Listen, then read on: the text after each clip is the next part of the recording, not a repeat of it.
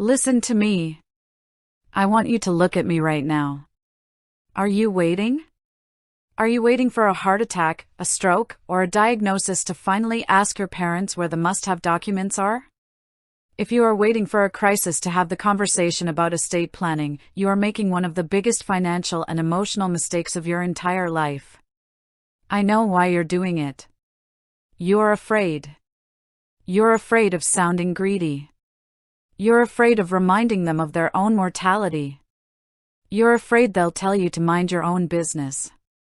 But I am here to tell you that your fear is going to cost you, and it's going to cost them everything they worked for. We have a massive problem in this country. Millions of adult children are standing on the sidelines while their parents' assets sit unprotected. You think a will is enough? It's not. A will goes to probate. Do you know what probate is? It's a public, expensive, time-consuming court process that eats up 5 to 10% of an estate before you even see a dime.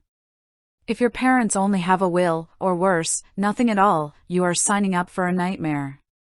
The fear isn't just about the money. The real fear is the what if. What if mom has a stroke and you can't pay her mortgage because you don't have a durable power of attorney for finances? What if dad is in the hospital and the doctors won't talk to you because there's no healthcare proxy? You are left powerless, standing in a hallway, while a judge decides who handles your parents' lives. Is that what you want? Is that the legacy they wanted to leave? Of course not. So, the question is, how do you do it? How do you sit down with mom and dad, who might be stubborn, who might be private, and get them to open up? You don't go in there and say, "Hey, what am I getting when you die?" That is disrespectful, and it's why people shut down. You go in with love, but you go in with the truth. You start by saying, "Mom, Dad, I love you so much that I am terrified of a situation where I can't take care of you the way you deserve. If something happens to you tomorrow, I don't have the legal power to protect you. And that keeps me up at night." You make it about your need to be a good child to them.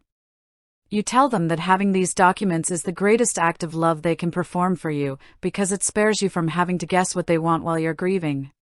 Here is your actionable takeaway. This is what you must demand. Yes, demand is in place.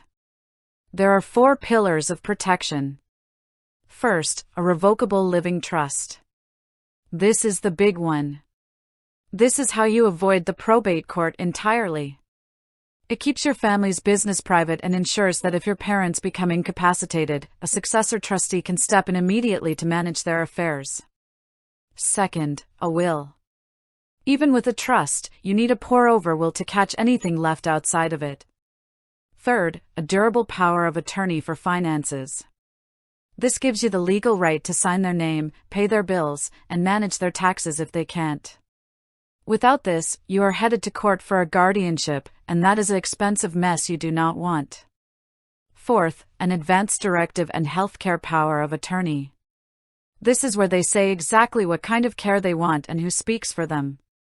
This is the document that prevents siblings from fighting in a hospital waiting room. I want you to go to your parents this week. Not next month. This week. Ask them, do you have a revocable living trust? Is it funded? Do I know where the documents are? If the answer is no or I don't know, you offer to help them find an estate planning attorney. You offer to sit there with them. You must be strong enough to have this conversation now so you don't have to be broken by the consequences later. You have worked too hard, and they have worked too hard, to let the state and the courts take a single penny of their legacy. Stand in your truth.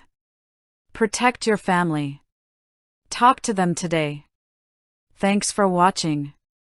See you in my next video. Don't forget to like and subscribe.